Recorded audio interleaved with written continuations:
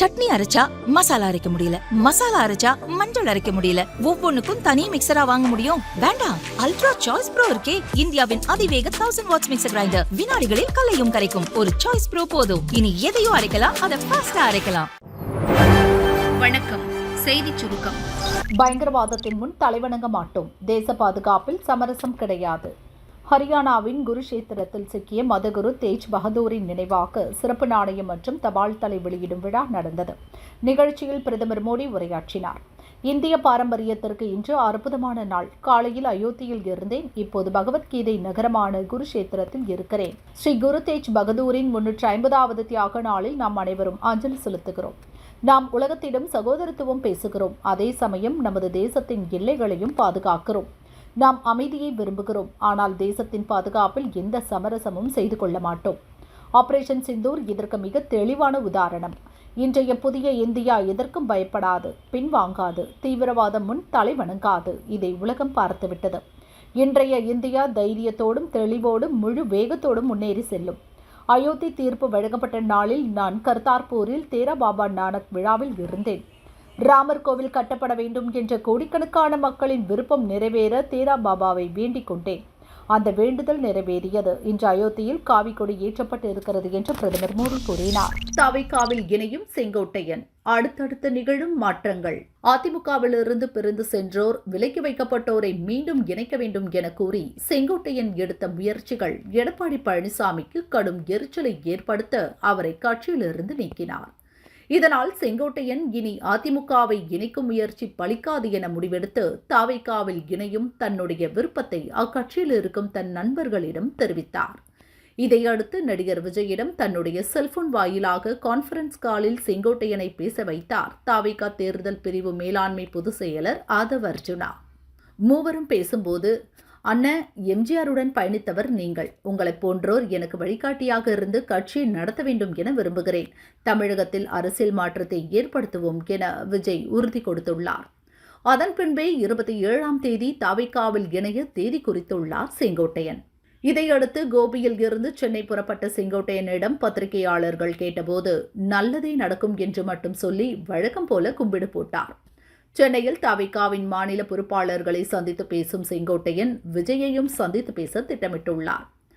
இந்த தகவல்களை அறிந்ததும் அதிமுக மேல்மட்ட தலைவர்கள் கலக்கமடைந்தனர். வலுவான கூட்டணி அமைக்க முயலும் அதிமுகவின் முயற்சிகளுக்கு செங்கோட்டையனின் திடீர் முடிவு சிக்கலாக இருக்கும் என்பதால் கடைசி நேரத்தில் அவரை சமாதானம் செய்ய தூதுவர்களை அனுப்பியதாக கூறப்படுகிறது.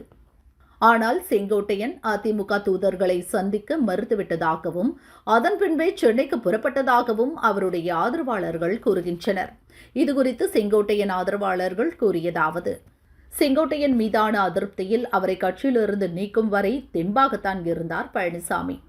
ஆனால் அவர் தவிகாவில் இணையப் போகிறார் என்றதும் பதட்டமாகிவிட்டார். அதனாலேயே கடைசி நேர முயற்சியாக சமாதானம் செய்ய தூதுவர்கள் அனுப்பப்பட்டனர்.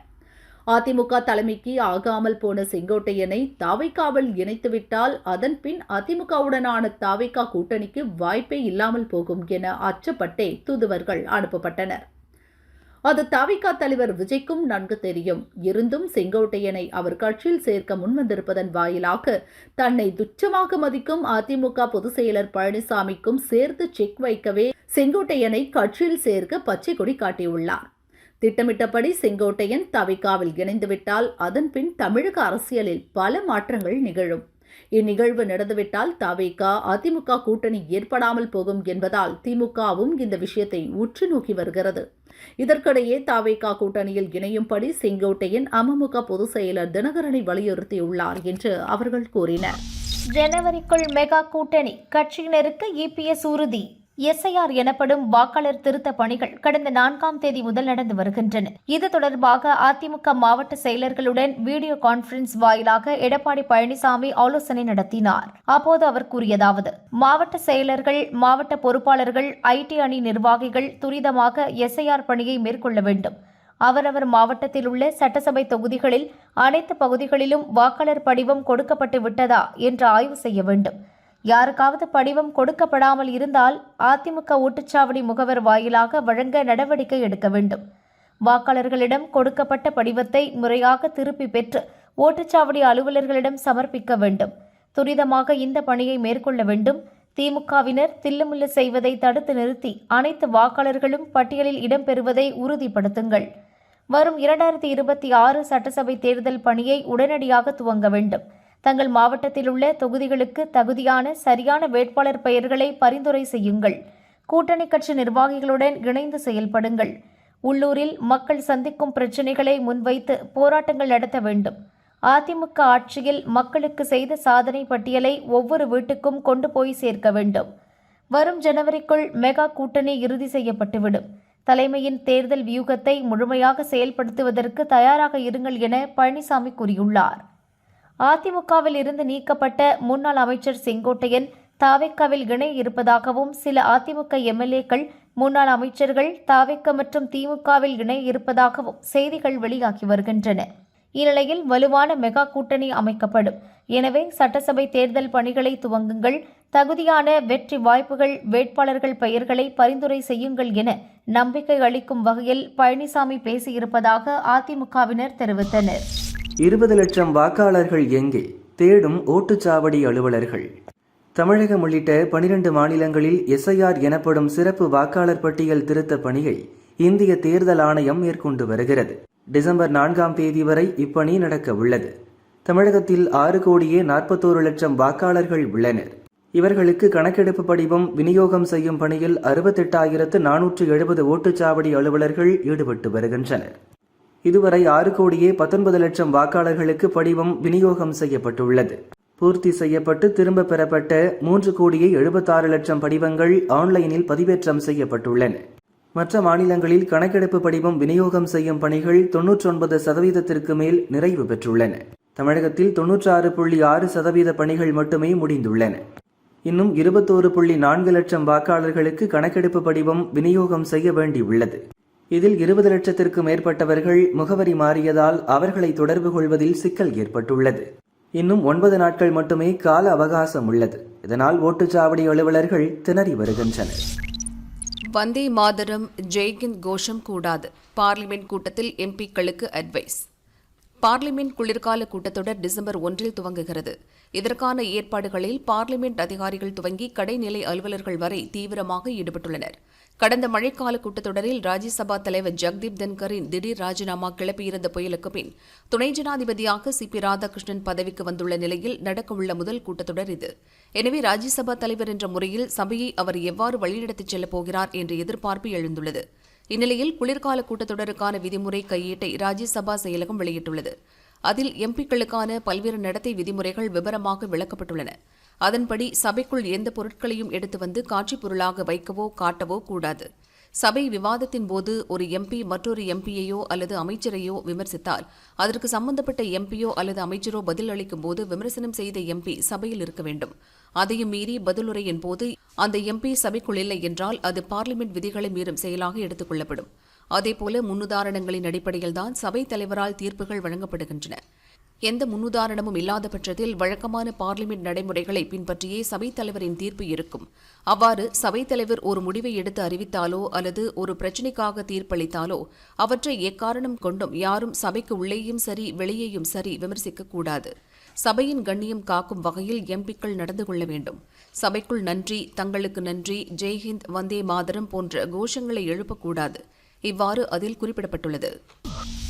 காற்று மாசு அதிகரிப்பால் மூச்சு திணறும் வட மாநிலங்கள். தென் மாநிலங்களின் நிலை ஆறுதல். நாட்டின் தலைநகர் டெல்லியில் காற்றின் தரம் நாளுக்கு நாள் மோசமடைந்து வருகிறது. மக்கள் மூச்சு விடவே திணறும் நிலையில் செயற்கை மழை திட்டமும் பலனளிக்கவில்லை.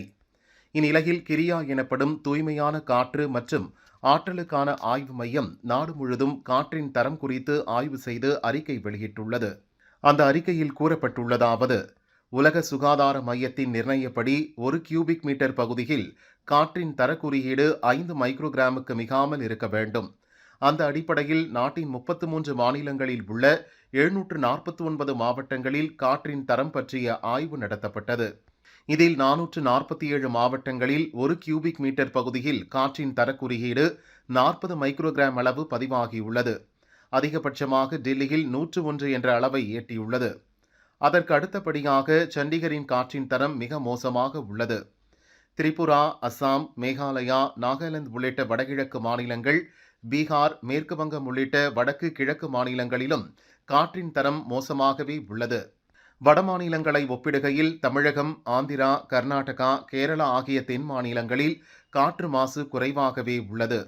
இங்கு காற்றின் தரம் உலக சுகாதார மையம் அறிவித்த அளவு இல்லாவிட்டாலும் வட மாநிலங்களை ஒப்பிடுகையில் ஆறுதல் அளிக்கும் வகையில் உள்ளது. நாட்டிலேயே மிக குறைந்தபட்சமாக புதுச்சேரியில் 1 கியூபிக் மீட்டருக்கு 25 மைக்ரோகிராம் என்ற அளவில் காற்றின் தரக்குறியீடு உள்ளது. வடகிழக்கு மாநிலங்களில் காற்றின் தரம் மோசமாக இருந்தாலும் மழைக்காலங்களில் நிலைமை சரியாகிறது. ஆனால் தில்லியில் காற்று மாசு எப்போதும் அதிகமாகவே உள்ளது என அந்த அறிக்கையில் கூறப்பட்டுள்ளது. உமிழ்வு குறைப்பு திட்டங்கள், கூட்டு கண்காணிப்பு முறைகளை பின்பற்றி காற்று மாசை தடுக்க அந்தந்த மாநில அரசுகள் நடவடிக்கை எடுக்க வேண்டும். அப்போதுதான் அண்டை மாநிலங்களிலும் பாதிப்பு குறையும். இதை மத்திய அரசும் உறுதி செய்ய வேண்டுமென வல்லுநர்கள் கருத்து தெரிவித்துள்ளனர். சம்மதத்துடன் சேர்ந்து வாழ்ந்தால் பாலியல் வழக்கு போட முடியாது. சுப்ரீம் கோர்ட் பரபரப்பு தீர்ப்பு. மகாராஷ்டிராவைச் சேர்ந்த சமாதான் என்பவர் திருமண ஆசை கூறி தன்னுடன் 3 ஆண்டுகள் சேர்ந்திருந்ததாகவும் தற்போது தன்னை ஏமாற்றிவிட்டதாகவும் பெண் ஒருவர் குற்றம் சாட்டினார். இது குறித்த வழக்கு விசாரணையை எதிர்த்து சமாதான் சுப்ரீம் கோர்ட்டில் மனு தாக்கல் செய்தார். நானும் அந்த பெண்ணும் முழு சம்மதத்துடன் 3 ஆண்டுகள் ஒன்றாக வாழ்ந்தோம். திருமணம் செய்வதாக நான் வாக்குறுதி அளித்ததாக அவர் பொய் குற்றச்சாட்டுகளை முன்வைத்துள்ளார். எங்களுக்குள் கருத்து வேறுபாடு ஏற்பட்டதை அடுத்து இருவரும் பரஸ்பரம் பிரிந்தோம். ஆனால் அதன் பின் என் மீது வேண்டுமென்றே பாலியல் குற்றச்சாட்டுகளை சுமத்தியுள்ளார். இது குறித்த வழக்கில் கட்டாயம் ஆஜராகி வழக்கை எதிர்கொள்ள வேண்டுமெனவும் ஹைகோர்ட் உத்தரவிட்டுள்ளது. என் மீதான குற்றச்சாட்டுகளை மறுக்க தகுந்த ஆதாரம் உள்ளது என சமாதான் தரப்பில் வாதம் முன்வைக்கப்பட்டது. இந்த வழக்கை சுப்ரீம் கோர்ட் நீதிபதிகள் நாகரத்னா, மகாதேவன் அடங்கிய பெஞ்ச் விசாரித்தது. இருதரப்பு வாதங்களை கேட்ட பின் நீதிபதிகள் கூறியதாவது: ஒரு ஆணும் பெண்ணும் முழு சம்மதத்துடன் பரஸ்பரம் உறவில் இருந்துவிட்டு பின் ஆண் மீது பாலியல் குற்றச்சாட்டை முன்வைப்பதை ஏற்க முடியாது. சட்டப்படி அங்கீகரிக்கப்பட்ட வயதை அடைந்தோர் முழு சம்மதத்துடன் உறவு வைத்துக் கொள்ள சட்டம் அனுமதிக்கிறது. அதை பயன்படுத்திவிட்டு கருத்து வேறுபாடு எழுந்ததும் ஆண் மீது பாலியல் குற்றச்சாட்டை முன்வைப்பதை ஏற்க முடியாது. இதை பாலியல் வன்கொடுமை வழக்காக பதிவு செய்யவும் முடியாது. 3 ஆண்டுகள் இந்த உறவு நீடித்துள்ளது. குற்றவியல் நீதி நடைமுறைகளை இப்படி தவறாக பயன்படுத்துவது கவலைக்குரியது. சமாதான் மீதான பாலியல் வன்கொடுமை வழக்கு ரத்து செய்யப்படுகிறது என சுப்ரீம் கோர்ட் அமர்வு உத்தரவிட்டது. விவசாயிகளுக்கு பயிர் விளைச்சல் போட்டி. முதல் பரிசு 5 லட்சம் ரூபாய்.